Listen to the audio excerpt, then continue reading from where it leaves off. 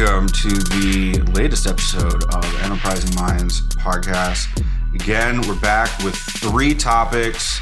I'm going to follow up on our last show on average marketing and a lot of the feedback we've been getting. Alex, what'd you bring?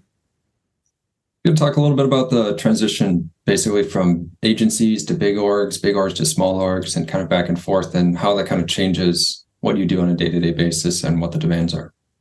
Ruthi? And I want to talk about keywords and if they're still relevant.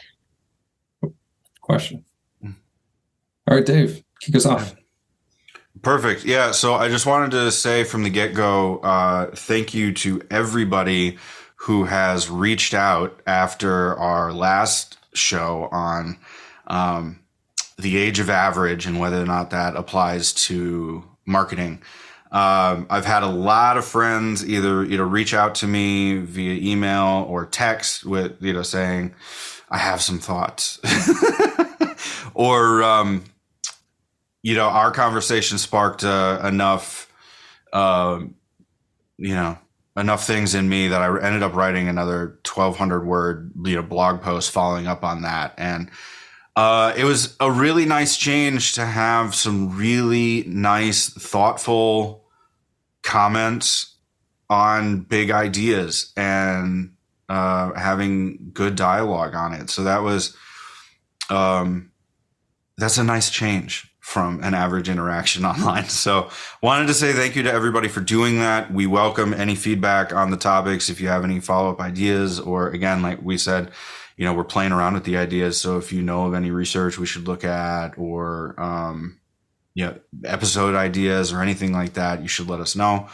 Get in touch. I'm going to set up an email account, so be on the lookout for that. So it'll be easier for you guys to get in touch with us. But then along with that, it's funny because, we talk about these ideas and you're kind of sitting and mulling on them, mulling them over. And then you start seeing them in the world, right? Like you go to buy a car and all of a sudden you see that particular car everywhere. So I think I'm going to, talk a little anecdote.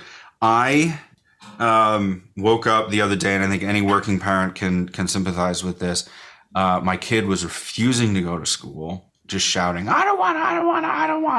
Meanwhile, I have an earbud in, holding my work iPad while I'm trying to listen in on a meeting and get him out the door.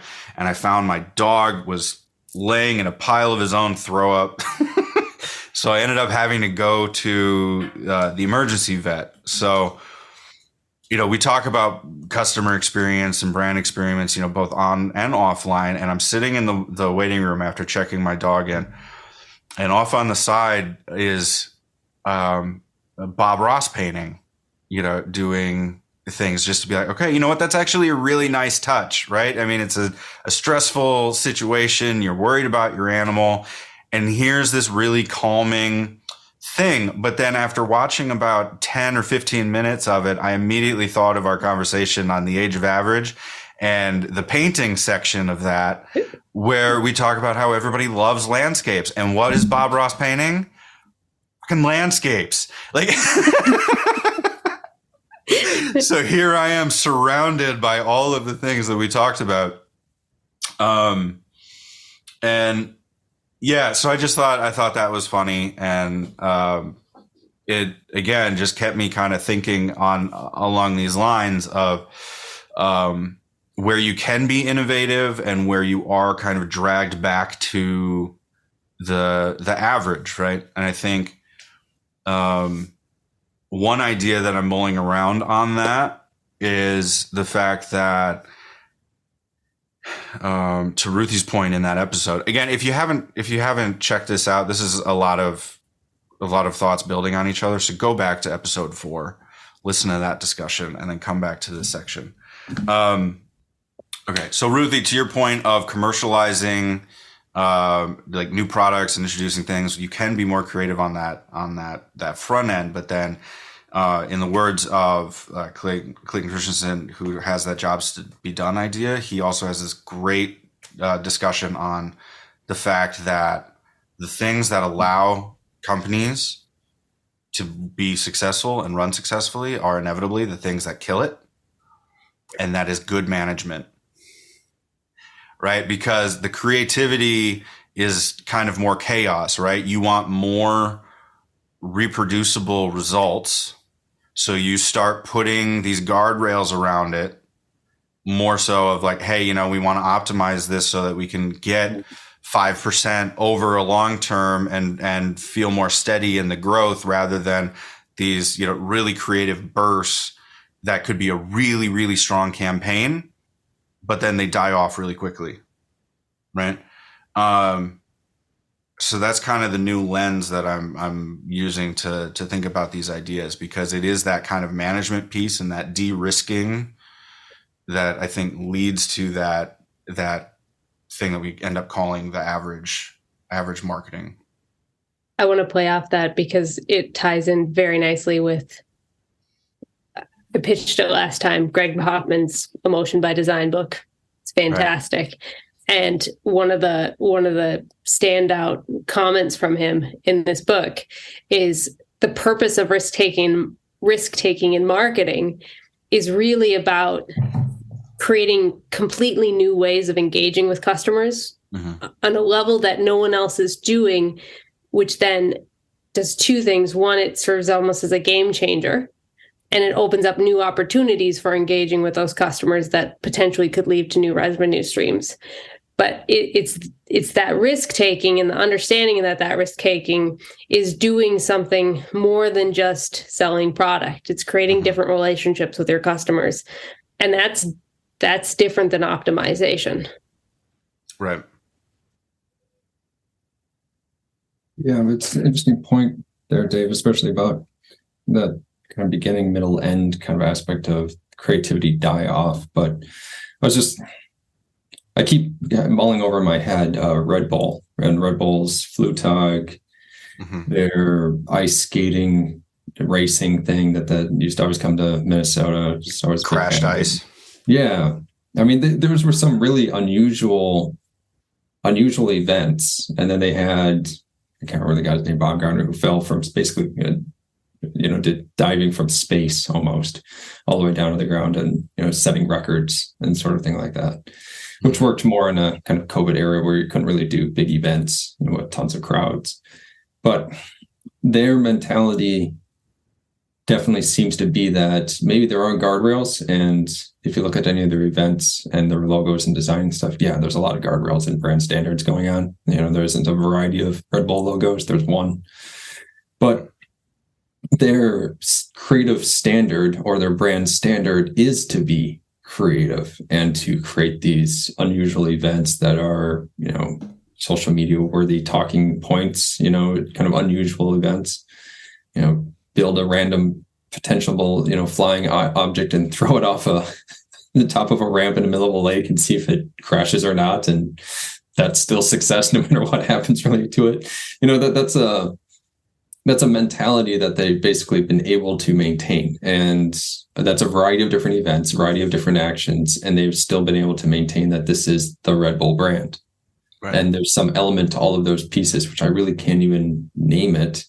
That is this extreme of normality kind of event. It's not skydiving, it's skydiving from space. It's not, ice skating, it's ice skating down a ramp with obstacles. It's always some level beyond normal is kind of their thing, but they're able to maintain it, even though those are very unusual and very different events.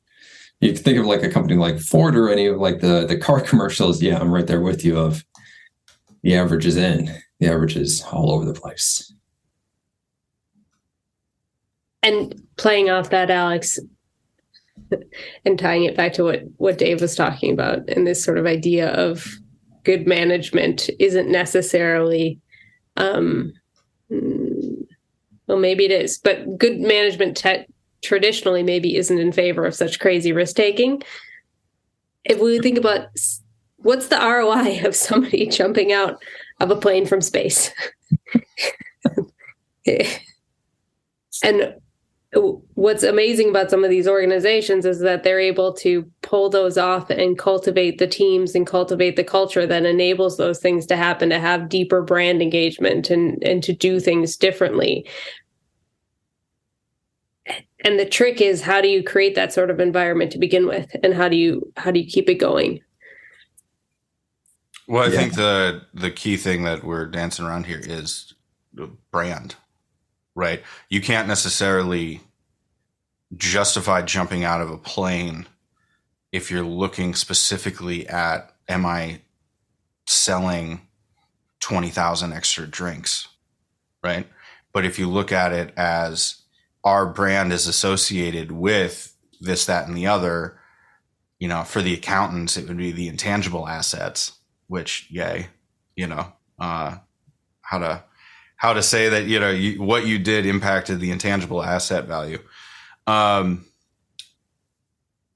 It's an interesting play there, because it is, if you look at the brands that are doing these types of things, like the Red Bulls or like Apple, who've made a stand since 1984, basically, and have had a very similar brand feel since 84.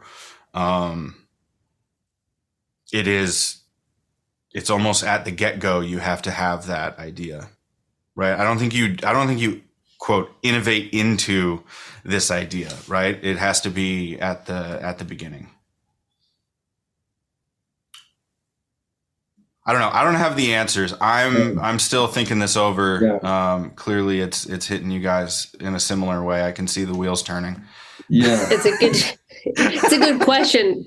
I'm trying to think of examples. Maybe this is something I'd love to hear from a larger group of people. Are there examples of brands that have innovated into this, that have started in a very different spot than what we think of traditionally, with the Apples and the Nikes coming out from nowhere? And I can't think of any off the top of my head. Yeah, that's a tough question. I mean, there's the piece of it that's branding. There's the piece of it that's also kind of internal culture and management. I think of that as well, of being directly aligned to that. Do you have diversity of thought within your company? Well, look at your teams. Did everybody come from the same places? Or do you actually have a diverse team? Or does everybody have pretty similar shared experiences? Right. And if they are all similar shared experiences, maybe you should shake it up. Maybe that's an outside agency helping to pitch some radically different ideas and trying to be open-minded enough not to shoot them down because it's too far out of norm, but trying to actually be creative and have that basically managerial leeway to be creative. I think that's one of the difficulties we get into, is nobody wants to shake up the numbers enough that they might go down. So you take really, really safe bets over and over and over again, because that's the easy thing to do. And it's the stable thing to do, which, you're going to keep your job basically. So that's hard to put a stake out there and say, this is the new direction we're going to go, and try it. And I mean, there's a lot of big marketing campaigns and ad campaigns out there that have completely failed. Mm-hmm. And they tried to shift things up, go a different direction, and they went in the wrong direction based on market response at that time. Might be different nowadays from what they did, but at the time it didn't work. Timing is an important thing that you can't really take into account. Yeah, and understanding, I mean, there is the base marketing aspect of understanding your audience. Of Red Bull understands their audience well enough of, this is a normal-ish person who is looking for more than just coffee. Are they all the way out there into some extreme element? No, they've pulled back from that, and they're kind of a more moderate, more socially acceptable, middle range kind of energy drink. There are those out there that definitely push this, you're living on the edge of life, this is the drink for you sort of thing. That's not Red Bull at all, and it hasn't been. So they've been able to basically play into this and create this kind of safe space middle ground that is away from like the early 2000s, 2010 kind of era of energy drink ads, which is extreme sports. Mm-hmm. And there was no E, just started with an X, extreme sports. I mean, it was everything, every event possible. And there was every energy drink possible tied to that. So they found a good middle safe area that is their brand. and they're still allowed to have enough leeway to do some interesting and unusual things.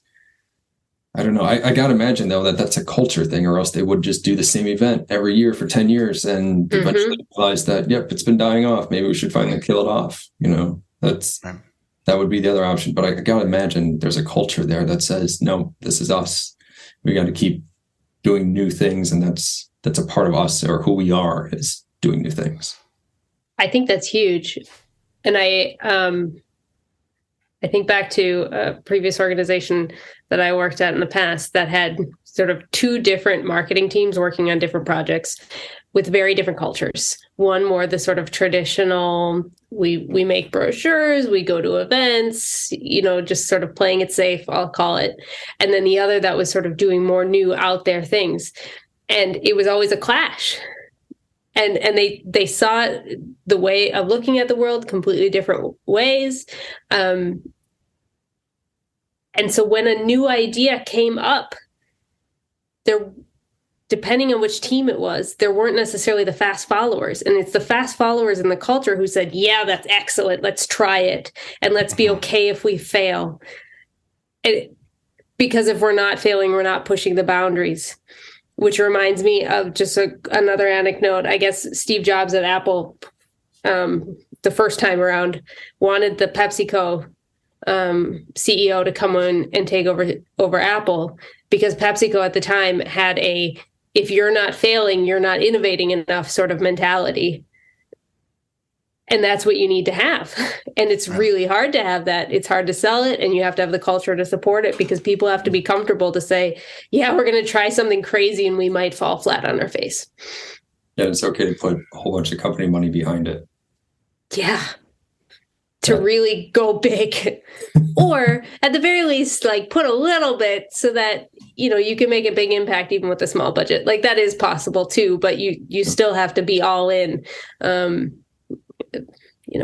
Culturally, emotionally.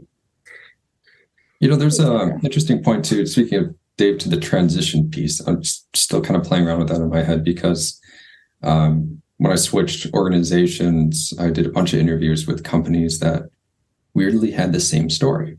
And it became, I don't know, kind of strange to me, but I realized that there was a definite pattern there. But basically, it was product-led marketing, that there was no CMO at this company, and they reached 100 employees, or about $100 million in revenue. They hit this point, and then they stagnated. And the growth aspect of the founder, CEO, you name it, either was on his way out, or recognizing that they needed some kind of fresh ideas, new ideas. So they would bring in a CMO. And then within 6 to 9 months, it was always the same date range. They decided they needed to bring in, somebody who was going to be the head of digital marketing. And that was the roles that I was interviewing for. And it was the same story over and over again. So there was this initial growth, basically based off of just a good market fit product. Right. And whoever the internal sales network, personal networks, you name it, however connections, experience, industry experience, whatever it was that enabled those sales. They got to a certain level, and then they stopped. And everybody kind of apparently stopped out around the same level. And then they wanted that switch. They wanted that change. And in some cases, it sounds like basically the C-suite got wiped out, and they started rebuilding from scratch from a top-down management standpoint. Like, that was a pretty common story too, that the initial team, the initial leaders, wasn't a good fit for this next stage. So maybe that is going to be a new safe stage, because they don't want, they were experiencing some loss, some stability, but some loss. So they needed something new.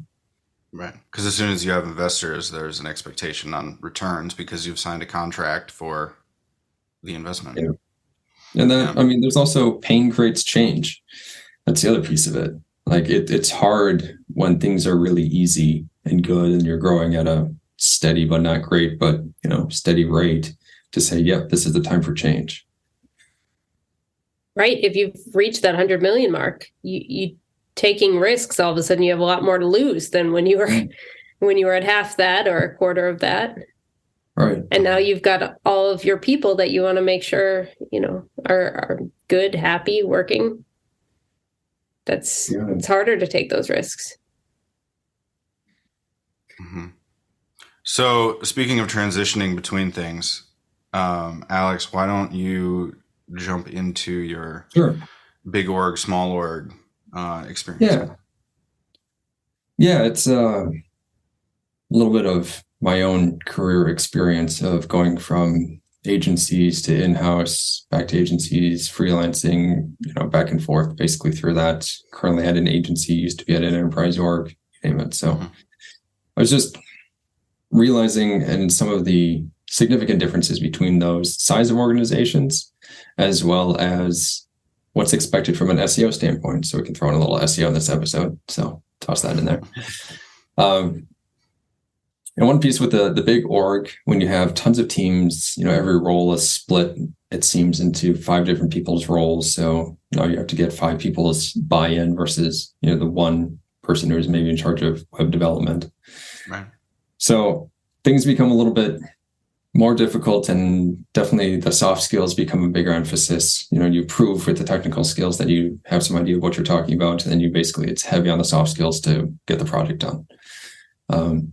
Agency world, it's far smaller organizations. Typically, there are large agencies out there. I've never worked for one that's like 100, 200 person size company. I've never done something like that. Mine have always been 100 or less, 50 or less kind of size. Mm-hmm. But with those organizations, you don't have enough time and enough people to do everything. So if you have an idea, just go do it and move on and keep moving on and keep doing the next thing. And we're going to keep pushing and keep doing stuff, because you're working with a ton of different clients who end up being a bunch of different bosses. Right. And with anything SEO wise, it takes time. It takes a lot of research. And eventually you get to a point of like, this is the idea, we should do it. No one has enough time to say no to it, or enough time to say, well, let's question this. Let's talk about this. Let's meet next week again and talk about it again. Instead, it's sure. Yeah, sounds good. Let's get it done. And then a few hours later, it's done. What's next? And then suddenly as an SEO, I was like, what's next? I was expecting a whole bunch of no's. I was expecting at least a week. You got it done the same afternoon. So guess I need new ideas. So the speed of implementation changes, and you get very much into a tactical mindset, and it's hard to step back a little bit and get back in the strategic mindset, which is the other thing I found is everybody gets so tactical that, it's taking some emails, some meetings to get people to step back a little bit, look at a current, project, something that's already been live, and say, can we do better? Is this a good strategy? Comparison to competitors. Are we, positioned correctly? Are there elements that we should change and update? Conversion rate optimization elements, UX elements, you name it. Right. So that's been one significant shift between the two.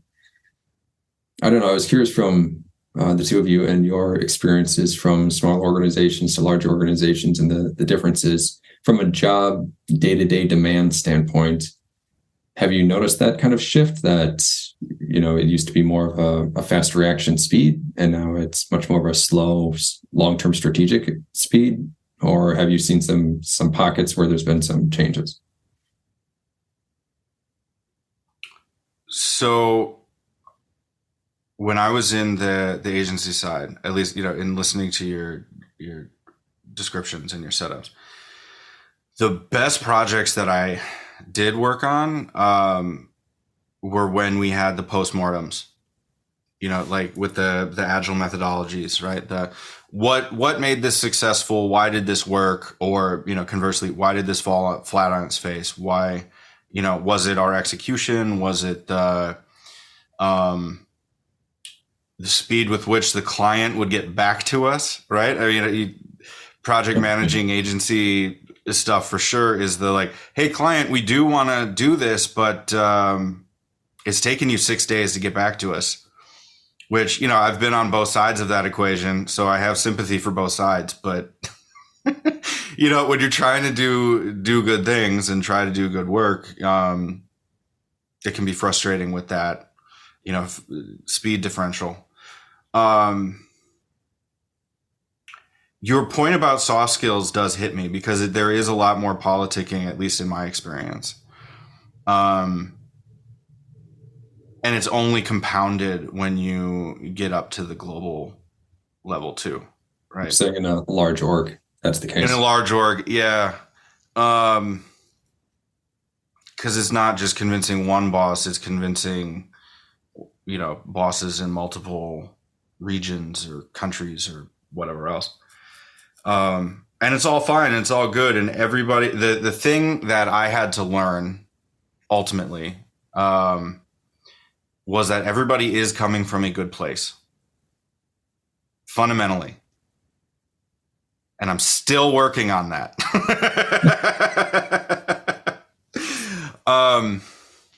But that ultimately does affect the speed, I think. There are benefits to both, but when I first joined the large org, my big especially in the SEO type role, I had a realization one day where I was like, okay, the search engines trust this organization enough that we can do basically whatever we want and we won't be dinged. Because on the agency side, when you're talking about those services, it really is get them to trust you, like build up the domain authority, whether or not that's a valid metric. We're not talking about that today. But, find all of the different signals that will impact your ranking ability, right? Like that was really kind of at the heart of it. But yeah, there's enough room to screw up, which allows you to be slower and allows you to do things that may not be best practice. But again, everybody's coming from a good place, I think. I hope. Such growth, Dave. I know. It's possible. It's great. The more you know. Here's what I've been thinking about a lot. Great teams have a few attributes about them, or the inputs to great teams, or I would say, have a few attributes. One is that they're autonomous. They're able to, given a set of objectives, figure out the best way to do it. Two is that they have the necessary skills within the team. So the dependencies are limited. Not none, just limited. And three is that there's a strong sense of purpose in what you're doing. And what occurs to me is that in smaller organizations, it's much easier to end up with those environments simply because you don't have a lot of people. So by necessity, people kind of have to do everything and they have to be autonomous because you just don't have the layers. And oftentimes with smaller organizations, they're doing fewer things, which means that the sense of purpose just naturally might be tighter, simply because there's not as many potential purposes that could be competing with each other. Whereas as you have a larger organization, the autonomy goes down as you have more people who potentially get more specialized. The necessary skills, again, with the more specialization goes away. The autonomy too, if you get layers of middle management, for example, all of a sudden you have layers of complexity there. And the sense of purpose becomes fuzzier because there's so many different purposes you could be going towards. And unless you have somebody with a very tight vision and a sort of leading the way, it's hard to get.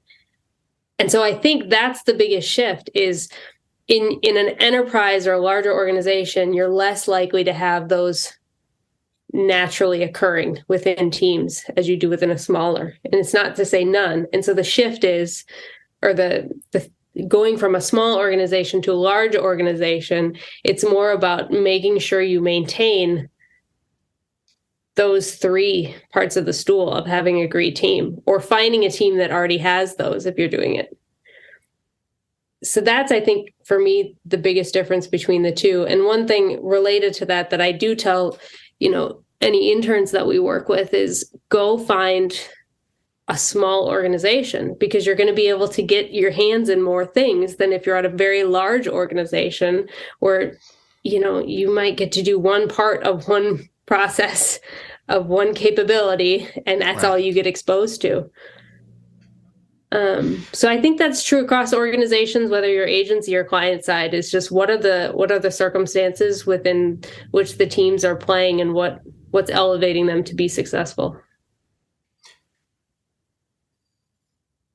There's a point there that I think we've talked a little bit about, even with Dave, your first topic of ownership. That's the piece that I keep coming back to in different ways. I mean, there's some different facets to it, basically. From one, it's the small business owner who has the feeling of ownership to be able to risk it all, which says, right, yes, we'll do some crazy creative thing that may work or fail. And, I've got 5 people with me and we're all just as crazy with this idea of a startup, which we all know might fail. So we're accepting of that risk and we're tolerant of that risk to such a degree that, they feel they have the ownership to make that decision.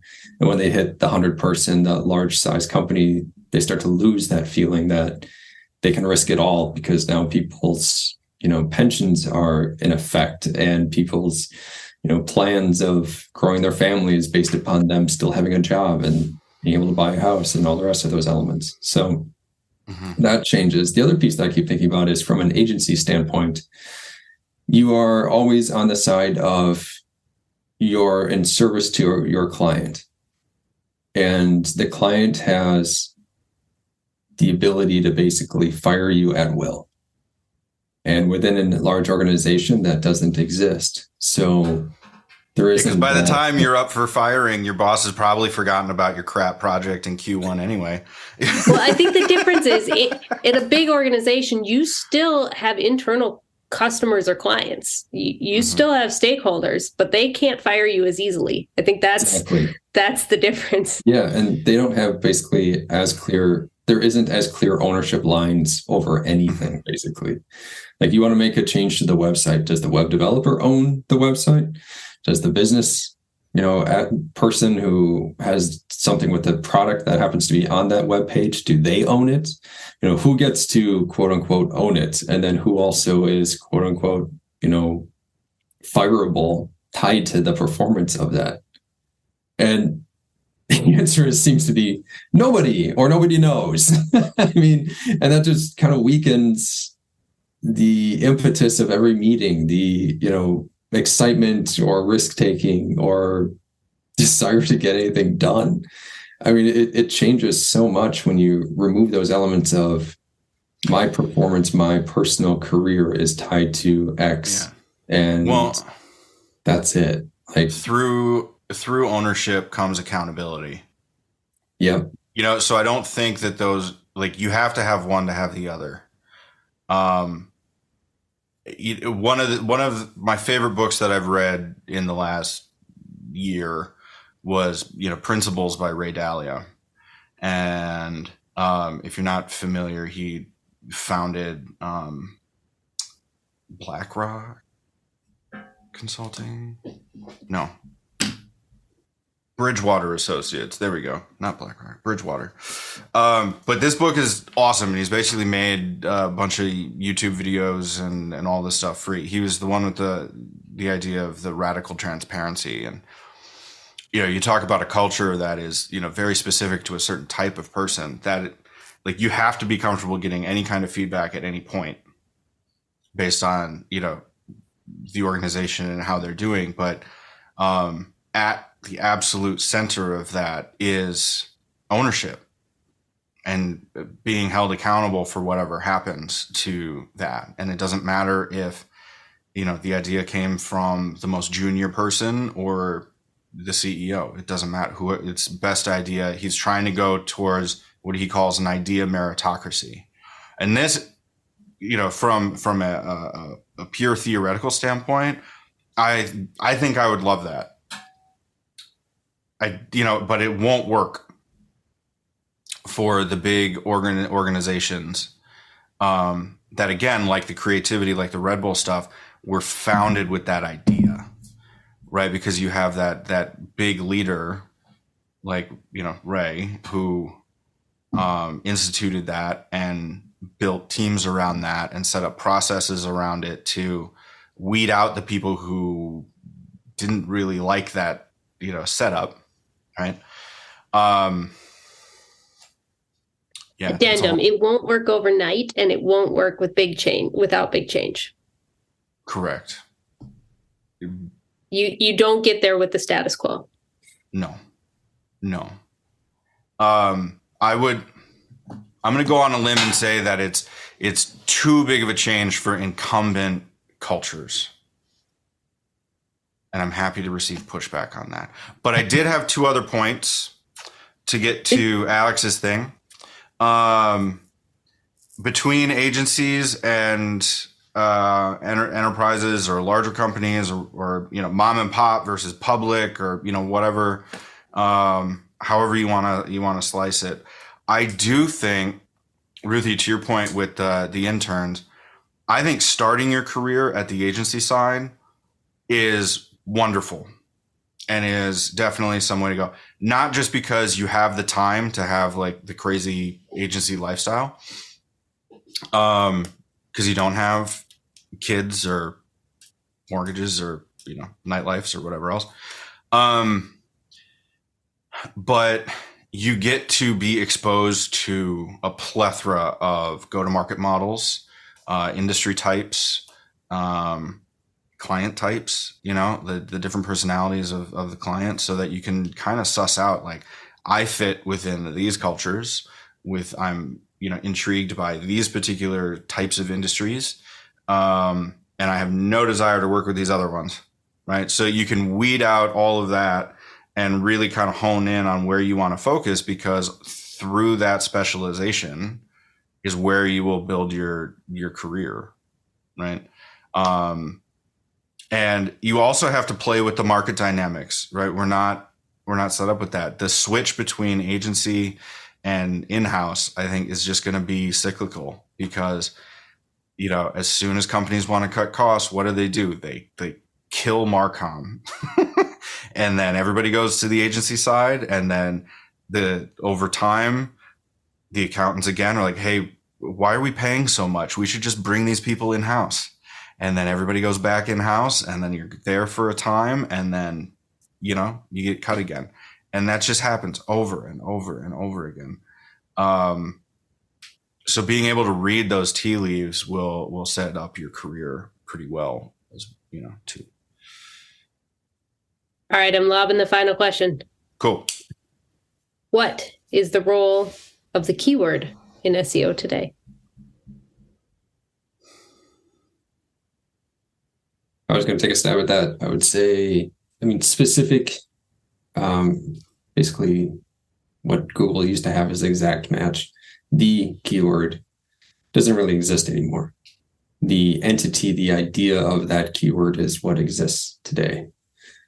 Kind of a ridiculous story, but way back when, so a dozen years ago or so, looking at SEO for basically a furniture company, we're looking at brown chair versus brown chairs. We were thinking about two different pages because we wanted to go after brown chair and we wanted to rank for brown chairs. And at that time, it was exact match. It mattered.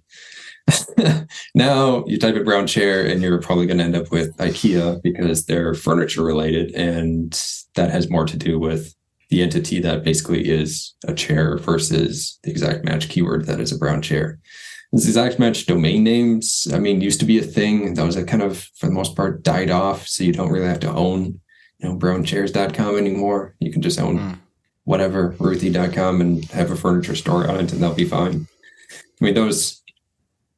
Those have changed so drastically that, we're after that entity now versus anything else. And to be honest, I think that was always probably the smart play anyways, was basically going after everything that was related to that and, covering off on those topics, becoming the best resource on Google for that particular topic.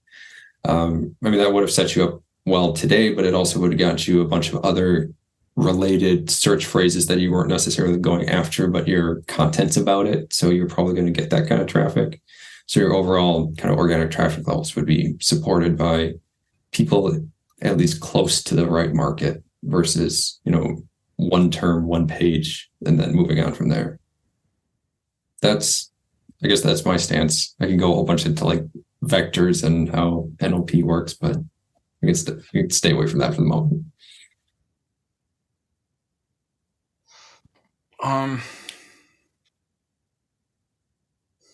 I largely agree. You do the best with what you have when you have it, right? So like at the time, the brown chairs, to your example, you had to. Now, in thinking about it, the only time it would be appropriate to maybe target a single chair would be like, a Facebook ad for the recently divorced, because you don't need to, right? You only need. Wah, wah. Privacy concerns aside, yeah. How sad is that? You have a brown chair. Yes. Nothing. Just the one. Should be gray chair.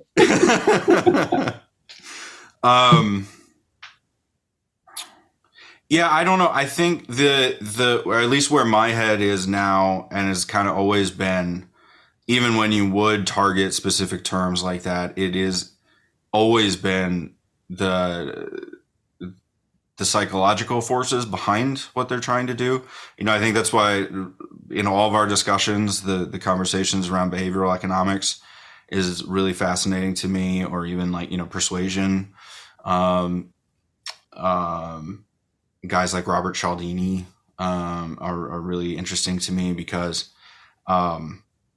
it goes to the decision making of the consumer. How and why are they making these decisions? What are they trying to do when they are executing that search? And then you build the experience around that. I think I'm of the belief that the fundamentals don't change.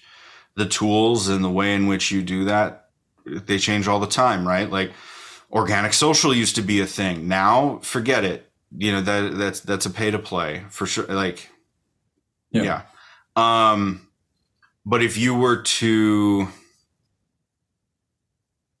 develop an audience, find the audience, and work that audience, it may make sense. I think an example to showcase where I'm going, and maybe not well, but this is at least where I'm going, was when Rand Fishkin was talking to Will Reynolds in one of the things you shared, Alex, the fireside chat. He brought up the idea that when he started Spark Toro, he and his colleague literally could not find any key terms to, target, because nobody is targeting, or nobody is searching for a tool that finds where their audience is hanging out and speaking to each other online, right? That just doesn't exist. So how does that change the way you market? You can't do SEO. You have to do the content and the outreach to where the audience is, right? So that's why he's been on every single podcast, every single webinar for the last 3 years, because he's trying to reach these audiences, convince them with the ideas, showcase the product in different use cases, and they're doing great.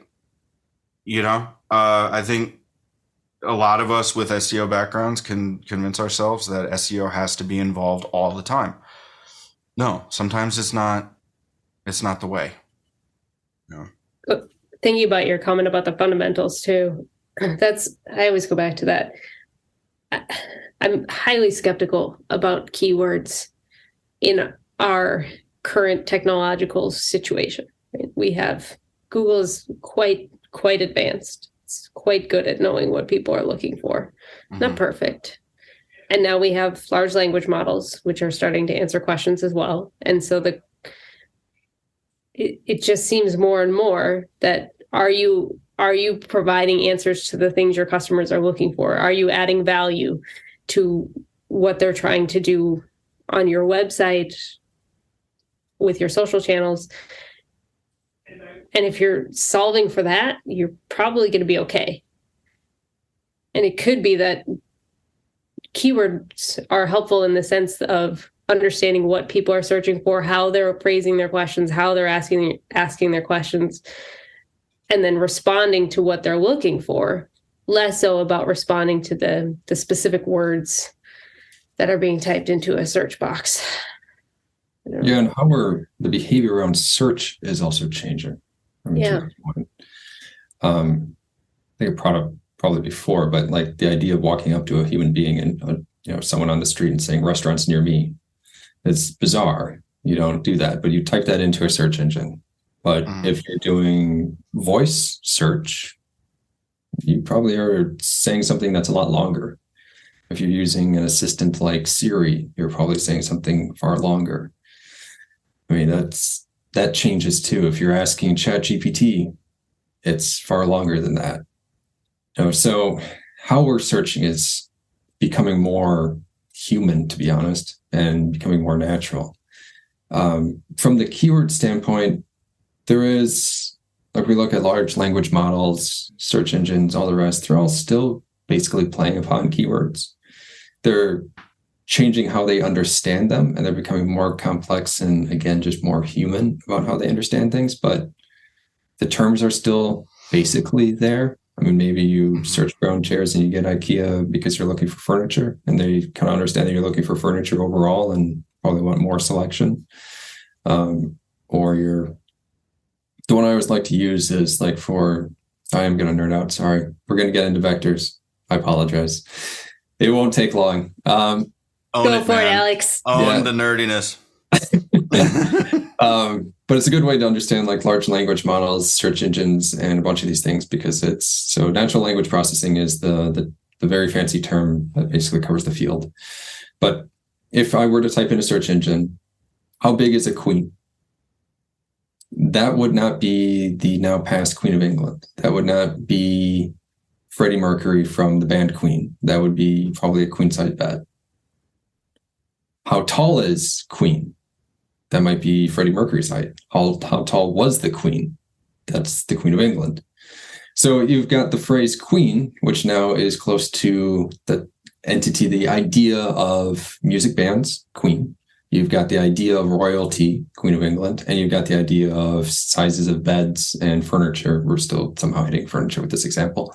So now you have the phrase queen. If I were just to search queen, that is somewhere in the intersection of at least three little bubbles of music, royalty, and furniture. And when I start to add little helper words around that, it kind of pushes me in one direction or another direction. And that is a lot of things. If you were to try to plot that onto a piece of paper and you had three bubbles and you try to plot this in the middle of it, it gets pretty complex, because I'm sure there's probably maybe 10 other things I'm not thinking about. So really it's 3D instead. Think of a 3D space. If I were to plot that, I'm going to put at least three numbers, up, down, left, right. You're going to have three numbers to basically say this is the coordinate of where the word queen lives, because it lives here in between these bubbles that are these other ones, and those live at these coordinates.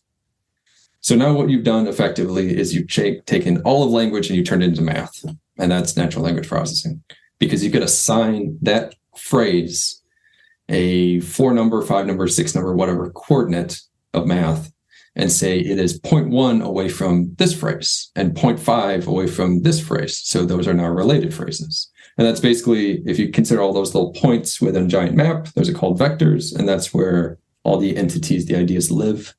And that's where natural language processing basically works off of, is trying to understand how close is this phrase to this phrase? How different are these from these things? And then when we start to understand like how these little helper words of how, is, and, big, all those other why, then it starts to, push you in different directions. And that's basically. And this is the thing that makes me sad and nervous about large language models and people's reliance on that, because it uses the standard definitions of the predominant language version, right? Because if you start talking about regional dialects, those terms will start to have very different meanings, right? Or even different spellings. And not everything, like, now granted, if we want to go into the philosophical debates, the philosophical practice of logic has always been turning language and stuff and meaning into math, so that you can do all the if then and yeah buts and alsos. But it doesn't capture everything. You know what I mean? It's an approximation. Dave, you're such a always. downer. No, I'm ready not. to make a t-shirt that says plot the queens. with the little infographic on it. You go, by all means, go do it. But I think, we have an over-reliance on data as the correct thing. And it's not. Like anything, it's an approximation. Right? And the thing that makes language so rich is not that it is 0.5, status updates of this. It is within the context of a culture and a heritage and a way of being that makes it alive, not math. I don't think you could say the word with any much more disdain than that. That was beautiful. I mean, Dave, that gets perfectly into your point too about the use of keywords. I mean, their over-reliance on keywords and keyword data. I mean, in any SEO, if you just believe what Google Keyword Planner told you, you're going in the wrong direction. The numbers are wrong. They're averaged and bucketed, and there's huge amounts of seasonality to all of them. And you're only going to get a tiny percentage of them, no matter whatever ranking position you're in. You're not going to get all that number anyway. So those numbers are false. They're maybe leading you in the right direction, but they're still false. And it's also limited. I mean, that, man, people search a heck of a lot more around this topic.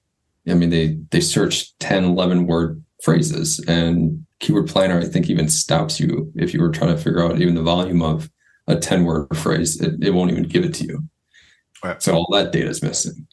I mean, there's huge gaps when we become myopically data reliant. I think you're absolutely right in that there are severe limitations to that, which I think has helped to the rise of tools like Also Asked and the other related tools to that, where basically you're starting to query, again, still Google data, but it's people's longer questions, more in-depth questions, and the questions that follow those questions.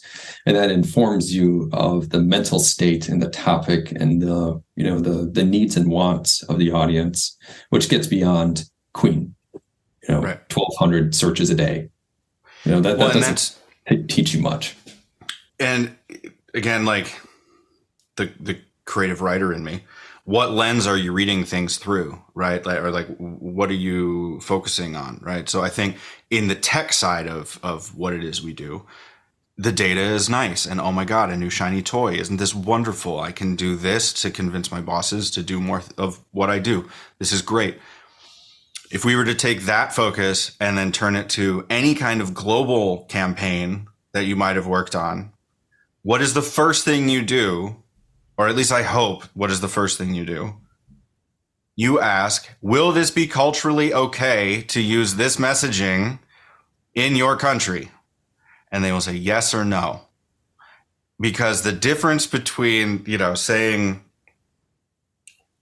well, I'm not going to go super specific, but like if there are differences where, like, even within Spanish speaking countries, in one country it might be okay to say something, in the other it might be insulting your grandmother's cooking, in the same way. And you can't do that. You can't launch that because it's going to unintentionally tank your campaign.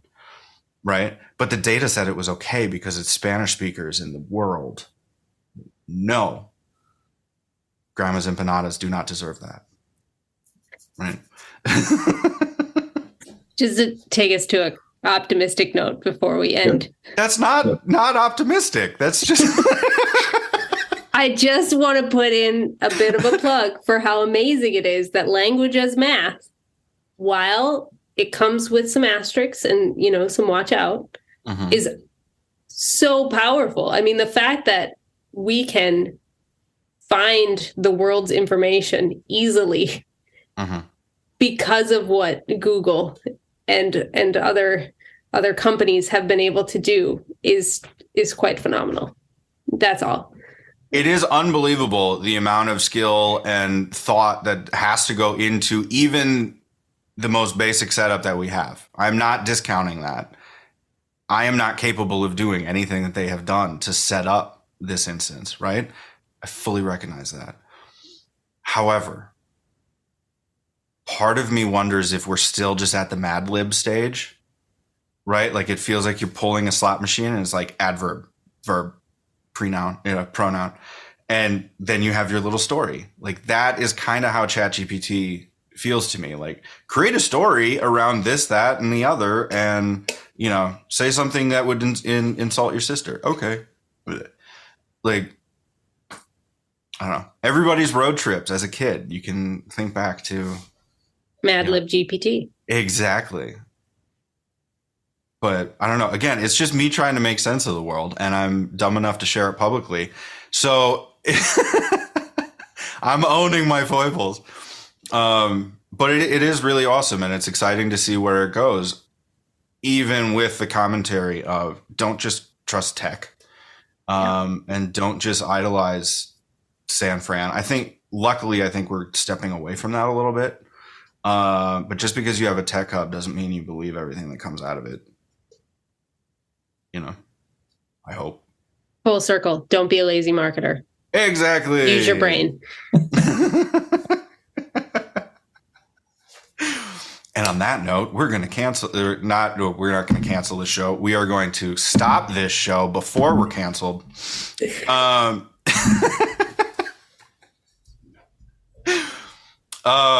Thank you, everybody, for making it this far and listening. Please like, subscribe, and share so that we can get more people involved and more ideas involved in the discussions. More to come on how we will make it easier to get in touch with us. And we're having enough fun that we might make this more frequently. So another announcement on that. Stay tuned, and we will see you in the next episode of Enterprising Minds. Take care. Thanks. Cheers.